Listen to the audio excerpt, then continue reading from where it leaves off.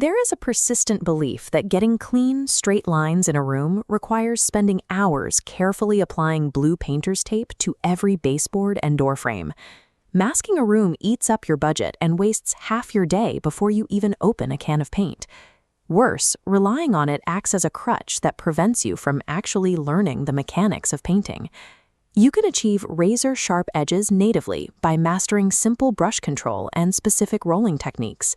To execute this method, you only need 3 core tools: an extension pole, a 3-inch angle brush, and a microfiber roller sleeve. When you discard the tape, you stop playing defense against drips and bleeding edges, and you start using proper technique to dictate the exact quality of your finish. Before applying any new material, you must identify exactly what is already on your walls. Guessing wrong means your new layer will eventually peel off. Take a rag soaked in 100% acetone and rub it firmly across the surface. If the solvent strips the color and transfers it to the cloth, you have water-based latex paint. If the rag stays clean, the finish is oil-based. Next, strip the hardware. Every electrical cover plate, vent, and fixture must be physically removed. You never try to carefully paint around these obstacles. Skipping the next step guarantees what painters call the sandpaper wall.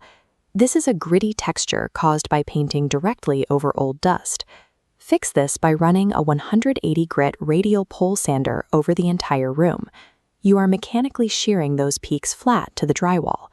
You confirm the work by running your bare hand across the surface. It needs to feel entirely smooth to the touch, with zero resistance. By stripping away the debris and identifying the base layer, you turn an unpredictable surface into a tightly controlled canvas. Standard water-based latex paint is designed to dry on the surface, meaning it cannot block concentrated water stains or heavy ink markers. If you roll over them, the stains will bleed right through the new color.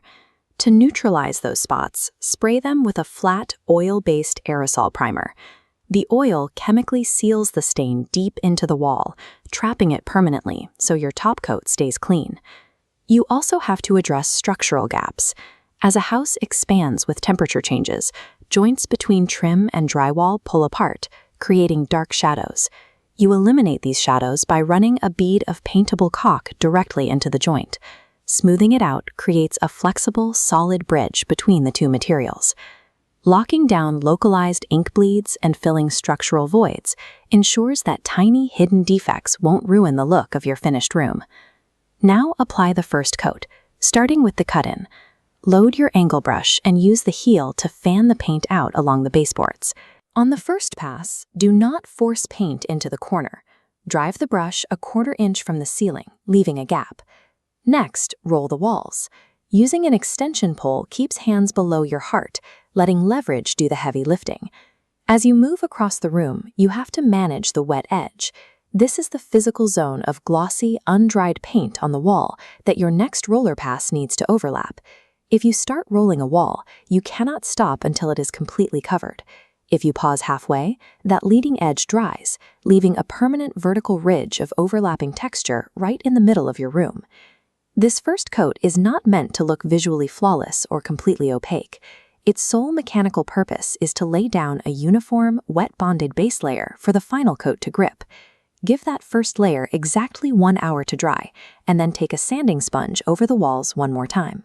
The moisture in the new paint raises the microscopic grain of the drywall paper and stiffened stray lint. This intermediate sanding knocks those imperfections down, making the surface truly flat. For the second coat, the workflow shifts. Instead of cutting in the entire room first, you must now execute the cut and the roll one single wall at a time. Because you are now brushing over fresh, smooth paint instead of dry drywall, the bristles will glide with very little resistance. This time, push the tip of the brush directly into the ceiling crease, closing that 1/4 inch gap to create a razor-sharp edge. Immediately grab your roller and cover the wall while those cut-in edges are still wet. This physically blends the distinct brushstrokes into the stippled texture of the roller. Keep your roller moving in strict vertical, up and down columns. If you turn the roller sideways in a tight space, you cross the grain, creating a visible shift in texture that catches the light. By cutting and rolling simultaneously, you melt the wet sections together, forming a single, monolithic surface with no visible seams or evidence of human application.